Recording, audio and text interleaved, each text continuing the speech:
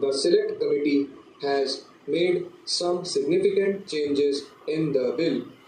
The first change that it made was with regard to clause 1, with regard to the enforcement of the bill. This has been referred to in great detail in the discussion today. The original bill did not fix any date. The date was left open to be prescribed by the central government. It was also open to the state governments to fix different dates. There was a long discussion about this in the Select Committee, and the government side represented their difficulties in the way of enforcement of this bill and why they could not fix a particular date in the bill itself. After much discussion, it was agreed that the date should be definitely fixed because several transport concerns were interested in seeing that the provisions of this bill were put off from coming into force as long as possible.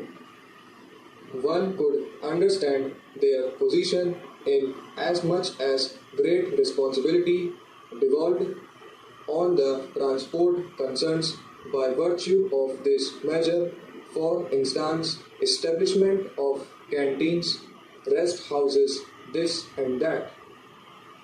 It should be remembered that the concerns we are dealing with here are not concerns like factories where they are concentrated, where the hours of work and the work itself is confined to a limited area.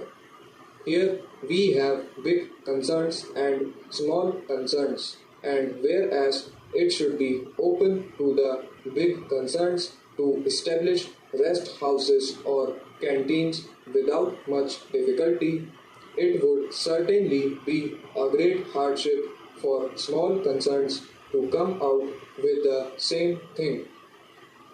In spite of all that, the Select Committee came to the conclusion that the date should be fixed as 31st December 2011.